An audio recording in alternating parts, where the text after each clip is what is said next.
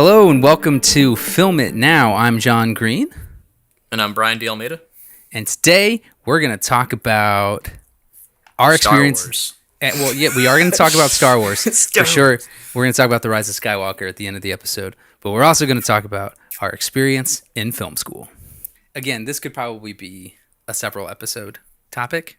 We'll probably revisit it today, but I think we just kind of just go for it. Brian, you didn't do your undergrad in film production, did you? No, I did my undergrad in recording arts at Full Sail University. So, how did that differ in your mind from the film production program? Because you did the masters, right? Same program I did. I did the masters in film production. It was different in the sense that I feel like the crowd of people that go for recording arts are different compared to the people who do film production. Yeah. And that's not to say everyone's the same, everyone's different, but I feel like the people have different ways of thinking and like doing things in recording arts versus film production. Yeah. It was definitely interesting from my perspective because I did my undergrad in film production, but I did it at a different school. I did mine at the University of Missouri, Kansas City, and then did my master's at Full Sail. And it was definitely different, or the way it was laid out was different. It was like I said, I don't really entirely know where to begin with this topic. But let's start with the positives. What was the best experience that you got from going to film school? The best experience I got going to film school, and this is going to sound cliche because a lot of people probably hear this out here in Los Angeles and in film towns, is to network. Literally just network. Try and get your foot on. Just try to get your foot in the door in terms of work on like every production that you can in school. Try to meet as many people, because a lot of those people you're going to meet further down the line, whether it be in Los Angeles, whether it be other work that you do out in the film industry. And that's pretty much how I met John as well. I met him through a contact at Full Sail. So really, like, that's the most important advice is literally just try to do as much as possible at film school, because you're not going to have the same utilities or the same resources as you would when you come out to Los Angeles, because you're provided equipment at a school. Make the most of it and try and do as many projects as possible to add to your reel, so that you can have more of a repertoire of work that you can display. Yeah. Yeah, I 100% agree with you. I think the best thing that I gained from going to film school was the networking. That was actually part of the big reason I decided to go back to film school. You know, I was living in Missouri, and not really a big film community there. It's very, very small, and not a lot happening there. And I figured it's either move to LA, have no contacts, or go back to school, get another degree, and meet a lot of people. And so that's what I ended up doing. And you're totally right. It's not just networking too. It's also just kind of how you carry yourself on set, because networking does very little if you're an asshole. Yeah, I mean, there are definitely, like, I'm not going to sit here and pretend that, you know, the film industry is filled with egos. Mm-hmm. And for me, I think the thing that kills creativity the most is ego. I think the most important thing in filmmaking is collaboration, is getting those contacts, is working together as a team, as a unit. And if you love the people around you, if it's in your friend group and you enjoy working with them, then you're going to have a lot more fun making those films, making your content, and you're just going to enjoy it and keep on going. Yeah. So what do you think was the most negative aspect of film school? I think, and it kind of sucks right now, because I don't even imagine, I can't even imagine what it's like right now at Full Sail because of the whole COVID thing. Like, what are the restrictions? Is it all online? Is some of it in class? Like, I have no idea what they're doing right now. Yeah, I think it's all online. That would suck, because I feel like in film production, really, it's really just, it's not just about theory or talking about it. I feel like most of what I've learned has been on set, and that's definitely going to vary for someone. Like, if you're a writer, it's going to vary. But as someone who is who's really engrossed in camera operation, in lighting, in sound like production sound, those things you need to be on set to really learn them. There's only so much that you can really talk about, but Yeah. if you don't do it, you're never really going to understand the obstacles that take place on Hmm. set, and you need to get that experience in order to truly understand how to do it. Yeah. No, yeah, you're right. I think for me, the most negative part of it was not feeling a sense of learning as much as I had hoped, which is not necessarily a knock on film on Full Sail. I think because the master's program is organized as really just a fast scaled version of the bachelor's program. Oh, for sure. Yeah, it's a hyper accelerated. Yeah, and it's it's not as specialized as say like some other film school programs, for master's programs.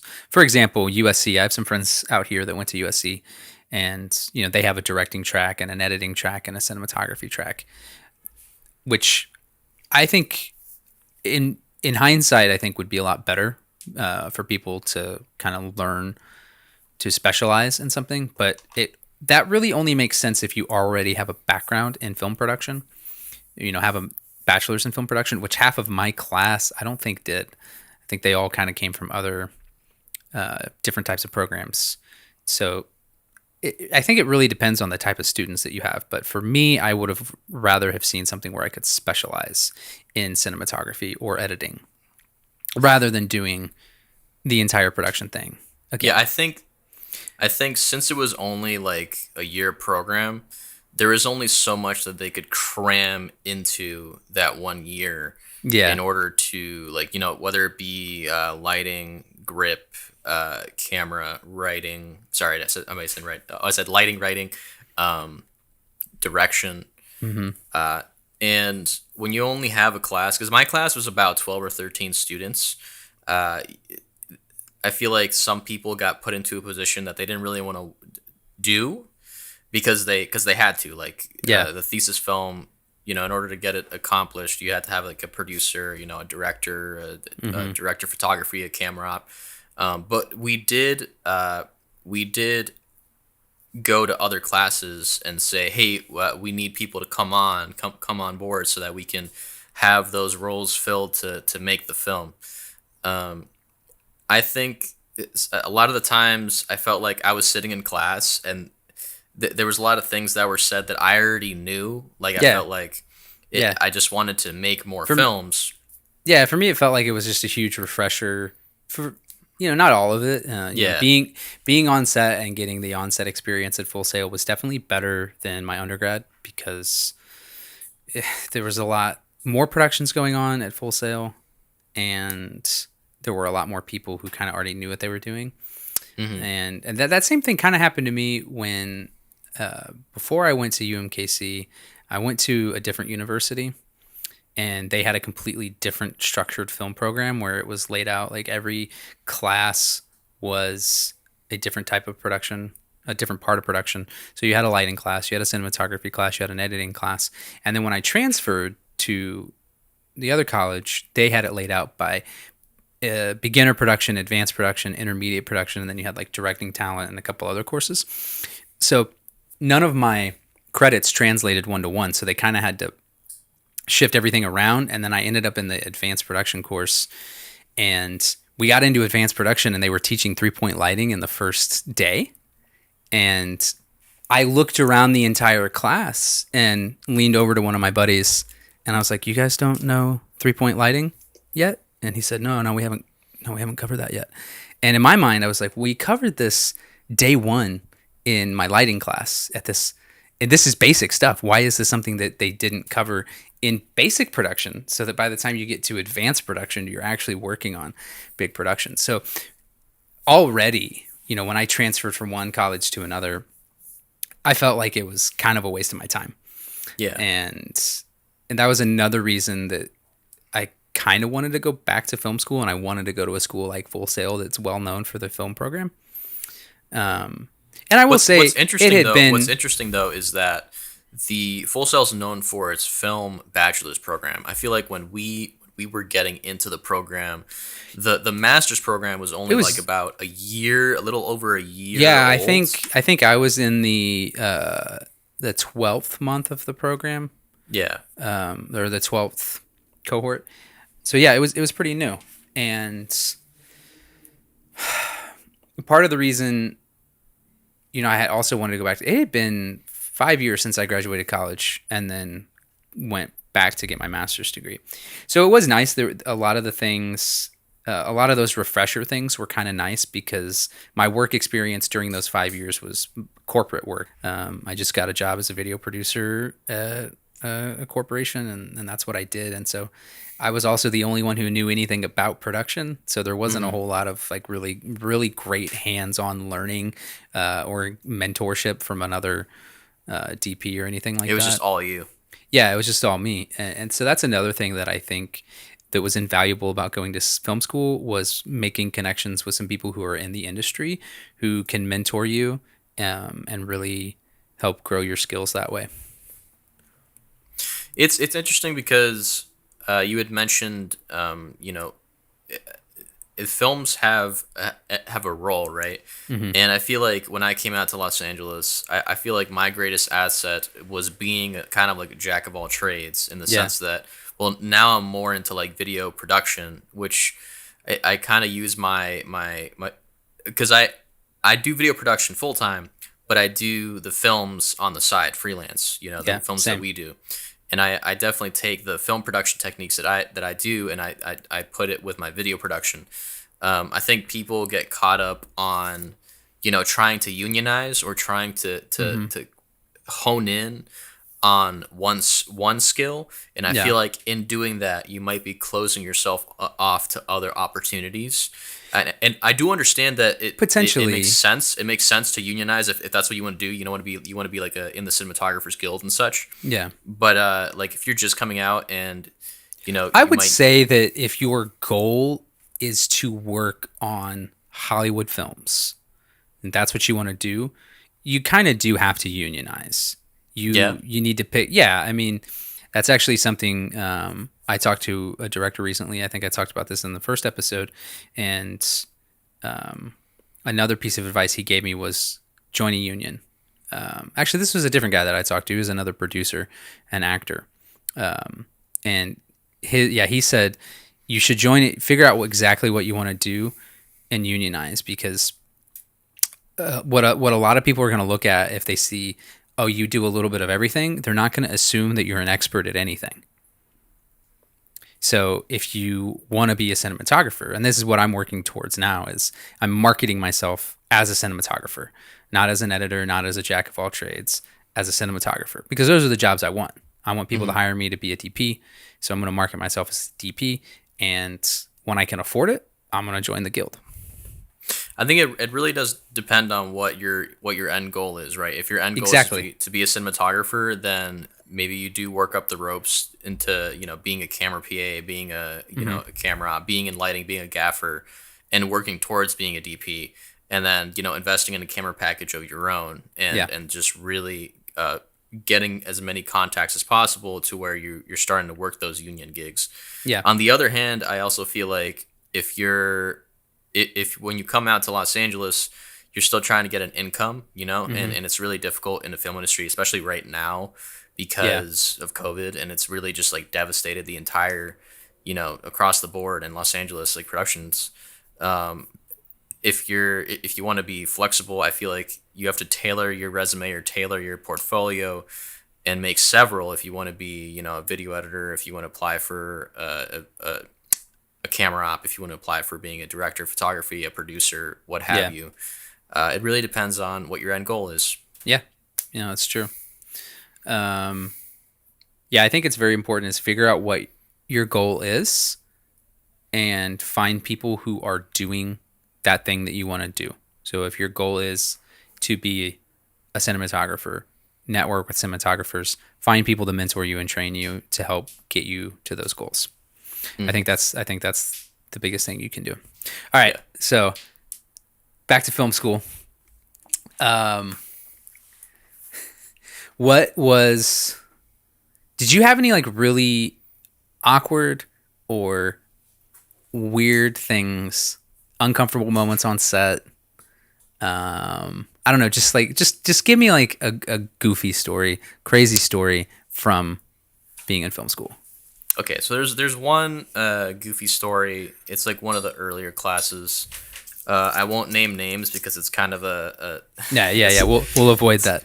it's so we were doing a kind of like a an improvised scene outdoors, and we were training with like some FS 100 and FS 700 cameras, Hmm. and the camera operator was with the director. The director still had their headphones on, and they went to like walk over to talent and hadn't removed their headphones or something like that, and it ended up causing the camera op to drop the camera. So Oh, they dropped the camera, and the lens essentially separated from the mount when it hit the ground. But thankfully, the camera itself wasn't broken. The lens wasn't broken. We got really lucky. It was still man. operational, but it still gave everyone like a run for their money in terms of anxiety. Oh yeah, dude. Uh, I would have lost it. I would yeah, have been so anxious if I had been either the cam op or that director. Oh my gosh. and that also goes into I feel like a lot of the people that when they have no idea of how to work with camera operation like cameras, a lot of the Uh-huh. equipment that we handled was extremely expensive. I mean, you're talking Hmm. about lenses, that might cost a few grand, 5 grand. You're talking about a camera that can be the cost of 3 cars or two Yeah. cars. And when you're holding that and you have that responsibility, if you don't know what you're doing, you feel like you're going to drop it, or you feel like you're intimidated by it. Yeah. Uh, I feel like for some that's harder to let go. For me, I felt like as long as you hold on to it, as long as you understand the equipment and respect it, Hmm. you'll feel more comfortable and more confident about handling that equipment and Yeah. being safe with it. Yeah. For sure. That's crazy, man. I don't think I had any stories where people broke stuff or almost broke stuff. Did I ever tell you the story about the dude we were doing a directing assignment in Alan's class? Did you have Alan? I had Alan, yeah. Yeah. So in our directing class, we were doing this assignment where you had to basically act out something, and people kind of had to guess what your scene was about. And this dude in my class punched a hole in the wall on the soundstage and stuck his hand down his pants in the middle of his scene. Did I ever tell you this story? You did. I remember you mentioning it.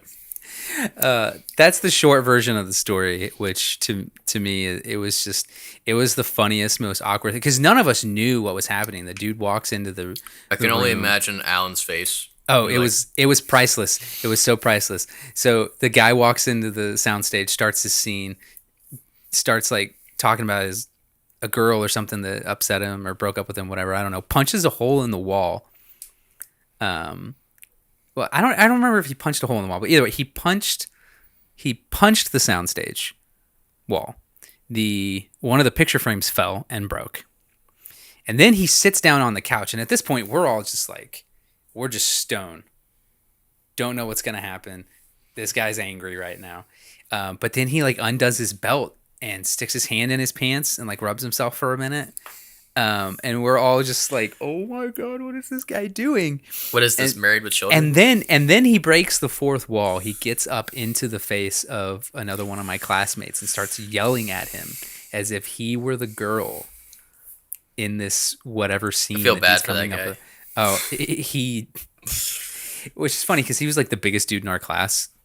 I'm sure he was not intimidated. But anyway, so the scene ends, and I remember Alan just being like, "All right, let's take a lunch break now." And I don't know what happened after that. I don't know what he Alright, said. guys. So I don't know what he uh, said to that guy. But yeah, it was one of the most interesting things to did you happen. ever see that guy again, or did he continue Um, on in the program? yeah, so he ended up taking a couple months off of our class and then moving into another class. Okay. And he ended up graduating it. I'm pretty sure he lives in LA now. I've done a little Googling to find him. I don't think I'm friends with him on Facebook for reasons, but yeah, I have no idea what he's up to now. It's been a couple years since I bothered to check and see I what he's mean, doing. props to him for going all out. Yeah, for real. I remember I think it was month 2 where you're learning the basics of everything on set. I remember another girl in my class got sent home because, you're supposed to wear like tennis shoes when you're doing grip Oh work. my gosh. And this girl shows up in sandals. That reminds me of And and my friend Eduardo. He Avila? showed up. Yeah, I mean, he showed up to, I think it was shoelaces or another shoe, but he was the key grip on that, Uh-huh. and he showed up straight up wearing sandals, and I was like, dude, like, why? He's a talented kid though. He is. He is. He knows what he's doing. Yeah, he does. He's great. Dude. Yeah. So yeah, she got sent home. She was like really upset, had to go or did she get sent home? I forget exactly what happened. She didn't do anything on set because the teacher wouldn't let her. But it was funny because we had talked about this several times. Like when you're on set, wear closed-toed shoes. Wear Yeah. tennis shoes. Yeah. Don't wear I sandals. mean, if you drop like the leg of a C stand or the leg of a combo stand on even your if you foot, stub your toe, like there's a It's gonna million be- things on set. it's gonna be real bad for you. It's not gonna be fun. It's not gonna be a fun day. Oh man. Yeah, I think those are two of my best stories. Yeah. It's like, and I understand it. Like, you're stressing safety on set. We're handling equipment that could literally fall over and kill someone. I mean, we were doing a rehearsal on one of our shoots, just setting up lighting, and Jordan, who was the director for my thesis film, he, I was essentially raising the riser on I think it was like a 1K Mole Richardson, and this thing out of nowhere like slipped, and I had to grab the riser Oh, before it came crashing down on his head.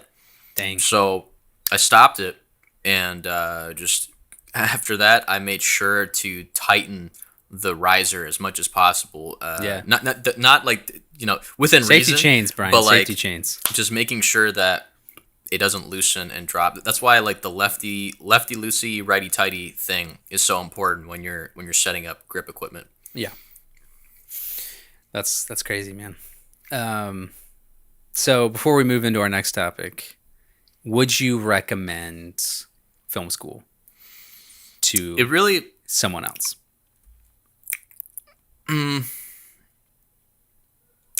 if you have a scholarship, like if you have the money to do so, I would say yes, especially if you want to get contacts and such. But just on the other side of that, like you can literally learn everything that we were taught. If you are if you're willing to put in the work, go on YouTube, and you can find out everything. You can literally find totally. out everything by yourself. You can purchase a camera. You can purchase lighting equipment. You can purchase a workstation, a computer to do exactly what you need to do. You're right. I think I've learned more just doing hands-on stuff on set and through YouTube than I think I did in film school. Yeah, you will spend As valuable less, as I think film school was for you will spend a lot of reasons. less money doing that, and you will learn a lot more. The thing I is, think it's a though, matter of also if you have connections, like if you have a group of friends that you're all passionate about filmmaking and none of you have gone to film school, you all can figure it out and make a movie yourselves yeah. and do it that way. But if you need a network of people, if you want to work with seasoned veterans, potentially yes, film school could be a great option for you. That's my take. I also think you can take the route of like getting a camera like this one and getting a dongle that goes straight to your computer. And I mean, now more than ever, everyone's at home. Like, you can start making content, you can start podcasting, Yeah. you can start game streaming, like video game streaming. You can do, scripted content on YouTube. You can do all these things, and you can build your portfolio. And you, along the way, people will reach out to you, and you can make more contacts in the film industry. You can get people interested in your content, and really get to know people that way, and not have to drop, tens of thousands of dollars on film school. Yeah. With that, let's move on to our last topic for the day, which is going to be a movie review. And just kind of riding off the heels of last week where we were talking about The Mandalorian, we thought we'd kind of keep the Star Wars train going and talk about the most recent film in the franchise, The Rise of Skywalker. I had so many expectations going into The Rise of Skywalker. I was not a fan of The Last Jedi. And, well, at first I was a fan of The Last Jedi. And this has actually been a theme for me as a Star Wars fan. As I see the movie the first time, and I really enjoy it because it's Star Wars, and it's just, it's a beautiful, well-made space opera, and I'm always blown away by the visuals. And then after I analyze the story, I'm usually like, it could have been better, That's how I felt after The Force Awakens, and that's really how I felt after The Last Jedi, because my first out of The Last Jedi, I was like, this movie's great. I really like this, and this. And then I watched it again, and I kept thinking about it, and I was like, no, this movie sucks, and I hate everything about it. And kind of feel the same way about The Rise of Skywalker. Well, the thing that's interesting about The Rise of Skywalker is it's a very divisive film. I think my biggest complaint with this one is that it felt, and I knew this going into it, it felt like J.J. Abrams was making his own Episode 8 and his own Episode 9 and cramming them into one movie and trying to ignore what happened in The Last Jedi. Yeah. And that shows in the editing, because the movie it doesn't ever breathe. It never pauses for you to just take in what's happening. It's one of the worst edited films Would you say I've ever seen. Would you say it's the Michael Bay of Star Wars films? Oof. I mean, I guess if you're going to make that comparison, yes, because it's the only film in the franchise that moves this way. But I don't know. I have no idea, man. There's, there were a lot of things that I liked about this, but I also think The Rise of Skywalker, I think JJ always plays it safe. Redeeming Kylo Ren was playing it safe. Yeah. Having him sacrifice himself. I actually thought that whole side of the movie was just a hot mess. Like, I felt like they forgave his characters super quick. Mm-hmm. I felt like there was just no build up or any explanation as to all of a sudden just like shifting between. And to me, because he had murdered his father in the first movie. It's not even just that he murdered his father, but for me that was a point of no return for him. But really, the point of no return was he kills Snoke, who is the leader of this new empire, and then literally says that he is the supreme leader. And you're going to tell me that however many, I don't know how long the film takes place afterwards, I think maybe a year, you're going to tell me that all of a sudden he's just going to give up all of his evil? He's had a change of heart? Like all of a sudden? Like Darth Vader was evil for 35 years before he was redeemed, and it wasn't, his path to redemption started when he met his son in Episode 5, right? Yeah. So at that point you realized he had a soft spot, knowing that he had a son. There was no soft spots for Kylo Ren. I mean, I guess technically he was soft for Rey, but I mean, come on. I mean, that's an issue in itself, but there, like, I feel like the character development in the older films in those first Star Wars movies is so much better in comparison to this. Here, I feel like there's no breathing room in terms of character development. Things just happen out of nowhere, and I'm just like, yeah, what? Yeah, I think one of the biggest things I take issue with is the character development, not just in The Rise of Skywalker, but I think across all three films together. Can we talk about how they did Finn dirty? Yeah, they did do Finn dirty. Like They did Finn dirty. they Poe, in the first trailer of The Force Awakens, they make him out to seem like a really important character. Like there's this he got sidelined. yeah, people thought that he was going to be the Jedi. He was going to be but then it's Rey, right? But then, I feel like they didn't give his character any like redemption. Just so you know, John Boyega feels the same way. Yeah, no. I know. It And sucks. Like it does suck because you kind of realize that um, you make a big deal about there being a black character in the film, right? And John Boyega caught a lot of flack after the first trailer. They're like people, just hateful people, being like, "Oh, black people aren't stormtroopers," blah blah blah, whatever. Like just utter bullshit, attacking him. So he's already dealing with that, from dealing with fans, and then his character gets completely sidelined in the Last well, Jedi, and then imagine sidelined being again imagine when you being think an he's going to be actor. a big character. Yeah, imagine being an actor and you have this idea that you're gonna have your heyday in terms of your character and getting to perform, and like that just kind of goes down the drain and you get shafted like to the Yeah. sideline. That's just not fair. And what really bothered me is I feel like they portray him as the friend who's there to be like Rey's anchor, like to bring her back from the dark side. I feel like especially when she's fighting Kylo Ren on they're like clashing in this wave thing in the waves and they're having this fight. Oh yeah, when they're And on the old Death Star. yeah, and she defeats him. And then I feel like there's a moment isn't there a moment where she like thinks about killing him or something? Or am I misinterpreting that? No, no, there is. She does stab Kylo Ren. She does kill him, Yeah. but she heals him.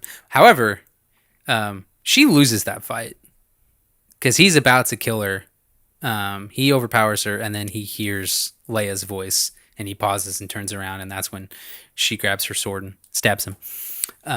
Gotcha. But yeah, I think let's go back to the character development thing. So it really didn't feel like they were developing a romantic relationship between Kylo Ren and Rey in Episode 8. Like Yeah. it really felt more like maybe he was feeling the romantic thing, but she wasn't because she clearly hated him. So when they kiss at the very end, it was just like, really? Oh, Come yeah, on. oh my god. Like people in my theater literally groaned. They were just, oh. People in the theater I was in cuz I went opening night and you could feel the like utter suspense like Yeah. they're going to kiss. And actually, And then they do, and then it almost felt like the entire theater cringed into yeah, itself. I like, on opening night, I went to see it back to back. I saw the very first showing and then another showing an hour after that one ended. And in the first theater, everyone groaned, but the later crowd, everyone cheered when they kissed. It's really interesting to see how polarizing on opening night it was. yeah, So that whole thing frustrated me. Finn's character frustrated me because he got sidelined. But let's talk about Poe. This dude has the same character arc in 3 movies. I'm not a good leader. I'm a leader now. I'm not a good leader. Like at the end of episode 8 when he goes through this whole thing about getting brought down by one of the leaders saying, "Oh, you can't approach leadership like this." Blah blah. His whole arc in that was learning how to be a leader. And then when you get into Rise of Skywalker, his whole thing is, "I don't know how to be a leader. I don't know how to be a general." Like, really? Are we really on this story arc again? yeah. It's kind of lazy. Yeah, Honestly. it's super lazy. Yeah, and it's I think the issue is every movie had a different. I feel like they wanted to put in different directors. Yeah. And it just created this thing where the directors have their own vision of how they want to portray the story, and then those things clash, and then you end up having every movie that has like a different feeling Yeah. to it, different style of filmmaking, and then by the end, you're like, well, how do we make this all cohesive? Yeah. And J.J. Abrams, he had to cram all this stuff to make it, I guess. I think that it's kind of like a larger conversation about how Disney and Lucasfilm didn't really have a plan. And as much as people want to crap on the prequels, and rightfully so, like they have a lot of issues. I love the prequels personally, Yeah. but I think what George Lucas understood, despite his issues with the prequels, was you kind of have to have a plan and you kind of have to know where you're going. You look at. I don't think necessarily that the issue is that they brought in different directors. George Lucas brought in other directors to direct Episode 5 and Episode 6, but he was the executive producer, and it was his story, and he just brought in other directors to attack that because he was also creating a production studio at the same time. Like he was founding Lucasfilm while shooting Episode 5, and so if you think about it, but he had the plan. He had the plan for what those movies were going to be. Then you go to episodes 1 through 3. Sure, he writes and directs them himself, but he kind of had a plan how it was going to go. And you feel that through line between all three movies. And then you feel that again in 4, 5, and 6. Yeah, that isn't here. It's not there at all. Yeah. Which is it's just it really just feels frustrating. like there was no vision for the arc of all three movies. Yeah, I will say I did enjoy, from just a filmmaking perspective. You delete the storylines out of these. I think the movies are great. They look beautiful. Yeah, in terms of visual effects, cinematography, it's great. Yeah. I think what they did with Carrie Fisher's character it was probably really tough in the last film, like recreating and using old footage. Yeah. I think they did a lot of CG work around that as well. I think they did. They had a stand-in on set with a different outfit because they didn't want her to be wearing the same outfit, and then they take just Carrie Fisher's face from the other footage that they've shot and superimposed it onto this other actor, which is pretty cool. Yeah, I'm glad that they didn't go the CG route with her, like make her a full CG character like they did with Tarkin in Rogue One. And I'm definitely glad they didn't recast because that would have been. That just would have felt weird. Yeah, that would have been rough. Yeah, yeah, it would not have been good. But yeah, I mean, overall, I enjoyed the Rise of Skywalker. Like I enjoyed it, but I don't really have a desire to watch it again. Yeah, me neither. Honestly, I don't think I'll watch 7, 8, and 9 very much. Yeah, that's kind of sad. Like there are movies. And can we talk about the lightsaber fights and lack of the lightsaber fights? Yeah, I mean, and just the lack of interesting.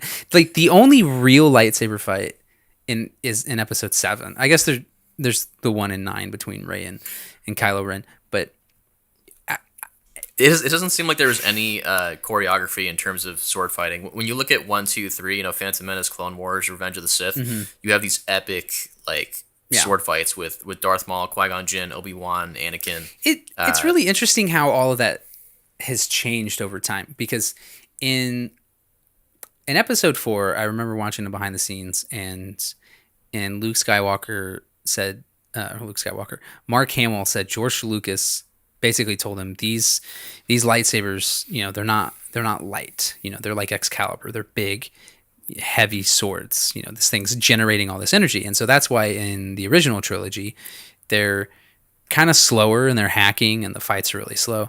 But then you get to the prequel trilogy and the funny thing about that it's like George is like, throw that out. Yeah, the funny thing there is that realistically they wouldn't have any weight. They would be like as light as a feather, I feel like. Yeah, I mean, if you could have a sword that could actually create a laser blade like that, maybe. But it's funny that they get to the prequels and they are light as a feather. They're just flinging these things around. I will say they go a little overboard, like the fight between Obi-Wan and Anakin in Episode 3. There's a scene where they're both just swinging their swords around and they're not even attacking each other. It's just flair. Yeah.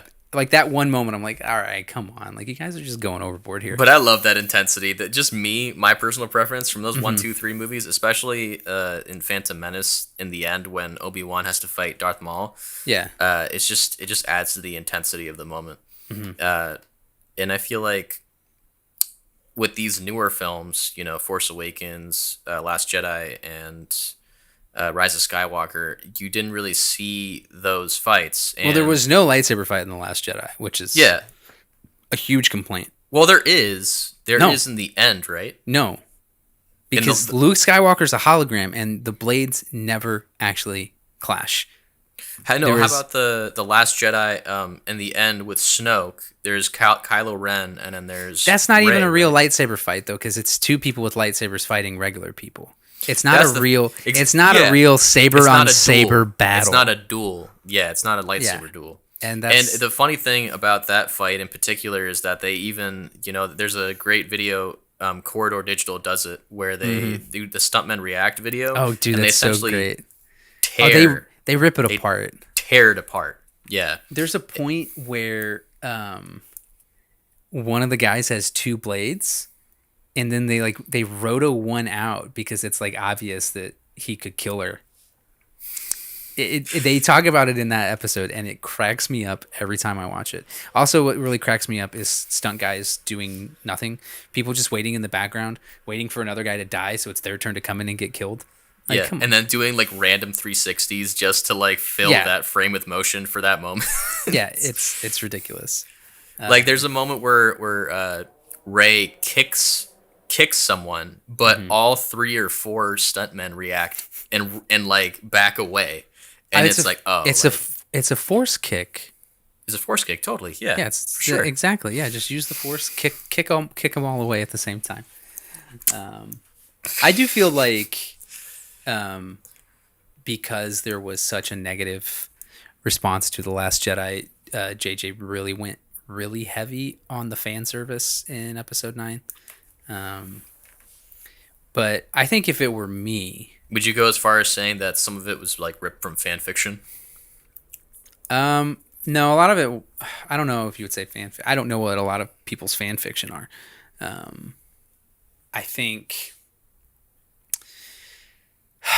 you know, I feel like the moments like with Lando, um, bringing the Falcon back. I feel like moments like that where they just It's an fan homage. fiction. Yeah, there's also a moment at the very end where they give Chewie the medal because people always joke about in the end of Episode 4 when they give Luke and Han medals, they don't give one to Chewie.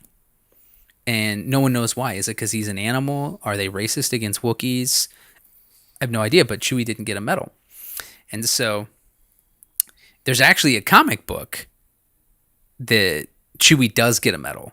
But then in the movie, then at the end, Maz gives him Han's medal.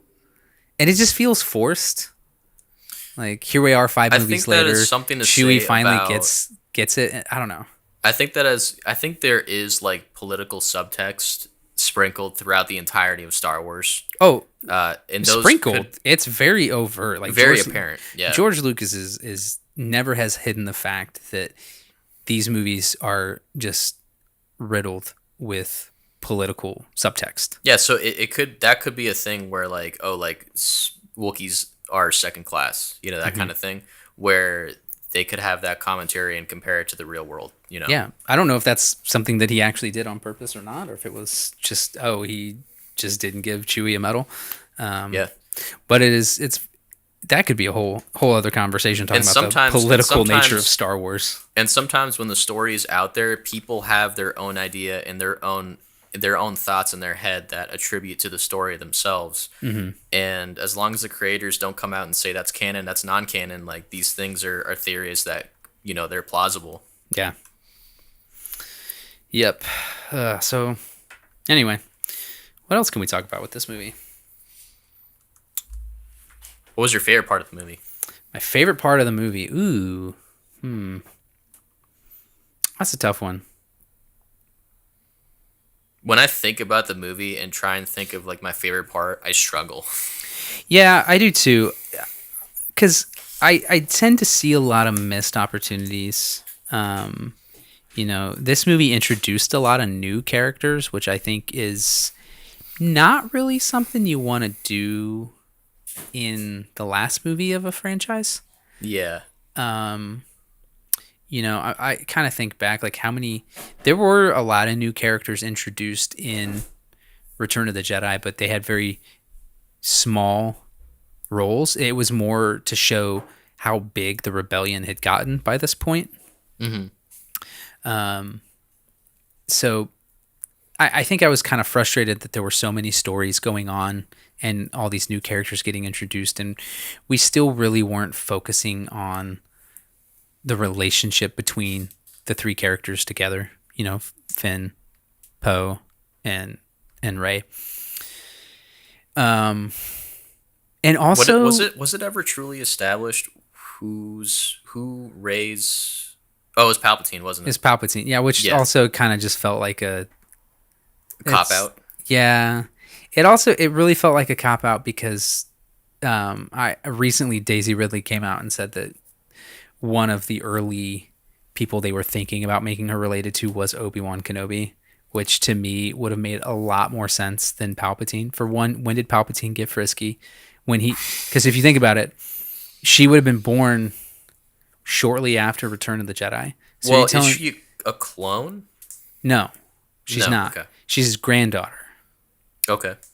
So he has a kid, which I don't know if his son is a clone of him or not. Could be. That gets really complicated. But that's the thing. I feel like we're going down a slippery slope. They don't explain it. They just say Yeah. Palpatine had a son and his son had a daughter and his daughter was Rey. That's all they say. And I don't know. It just feels. Yeah, it's like good luck, audience. Piece But also, everything together. you know, her relationship with Luke. Like, I know Obi-Wan wasn't a huge presence as a Force ghost in 5 and 6, but he was there a few times.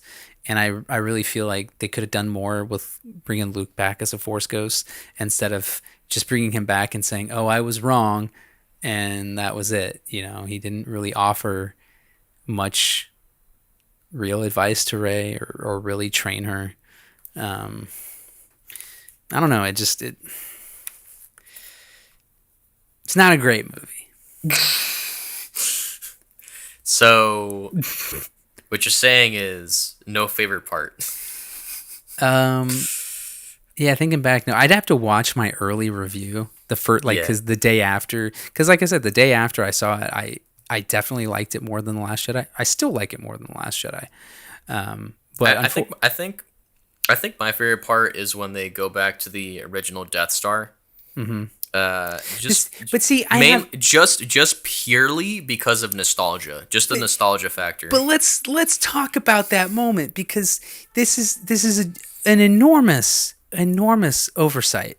Okay, so that blade that she gets that kind of helps her navigate the Death Star ruins is supposed to be an ancient Sith dagger, which tells me this is thousands of years old. This dagger is supposed to be thousands of years old, but yet somehow this dagger, when you open it up, shows you exactly how the Death Star remains are laid out in this ocean, which, by the way, it's been sitting there for 30 years and it's been floating around all these different parts. So you're telling me this dagger has the exact cut of the a part of the Death Star that exploded off? And how did it know where it was going to land? Because it also led them to the moon. So Endor in the movie is not a planet, it's a moon. It's the forest moon of Endor. So there's several moons to the actual planet Endor. And this chunk of the Death Star is on a different moon. How does this dagger know exactly where it was going to land and in what shape the Death Star was going to explode? It was in the script, John. It was in the script. Like, at a certain point, like, you got to know your audience isn't that dumb. Yeah, it's there's a lot of plot holes. Like, Oh, yeah. just a lot of And it's things not that it's a plot hole, it's just an oversight. yeah. It's like, it just, I mean, I guess, yeah, it is a plot hole. It's just, there's so many things like that throughout It's the movie convenient that plot holes. And it's, for yeah, the sake of like ramming it's stuff very, into the very movie. convenient writing. I think when I look at these movies, this one especially, I see a lot of missed opportunity, you know? Yeah, And not just because I'm a fanboy and like, oh, I think this would be, they should have done. I wouldn't say that, oh, rewrite the whole story, but I can see things that would have made there be more weight. So, for example, The Last Jedi. They go on this whole sequence with Finn and Rose on Canto Bight, which is a terrible scene. And every person I've ever heard talk about this movie thinks fully agrees that this is the worst part of the film.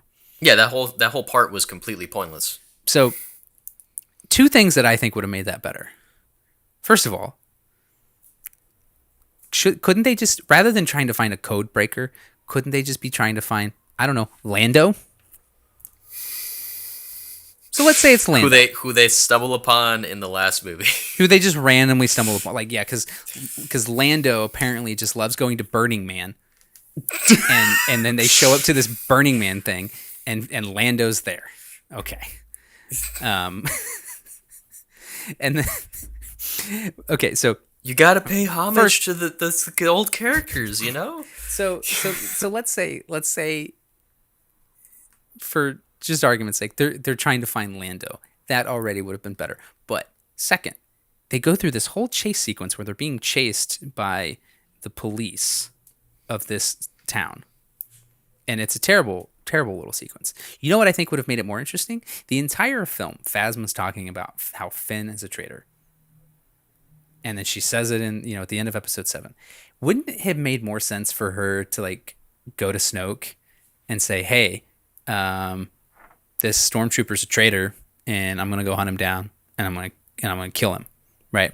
And so rather than just leaving Phasma to do nothing, which it's another new character you introduce who gets no screen time and gets shafted in both movies, have her be the one chasing Finn and Rose while they're on this mission to find Lando. That to me would carry more weight because you're developing the tension between one of your villains and one of your characters. Yeah. And you end up, having better character development for Finn as a character. Yeah, and then when he has that moment at the end where he kills her, it would feel a lot better, than just, oh, we were betrayed by this random guy. Because you don't about think his story is he's amassing the courage to not be cowardly and just run away. So anyway, I could go on for another hour about this movie and this franchise as a whole. Yeah, I mean it's a lot to unpackage, and it's definitely one of the most important sagas in film history. Mm-hmm. But yeah, anyway, so that's us rambling about. I don't even know if you can consider this a review. That's just us just rambling about this movie. Yeah, we could probably condense this into several videos. Probably. But anyway, all right. Well, thanks everyone for watching and listening. Remember, get out there and just create. Film it now. Yeah, film it now, everybody. Thank you.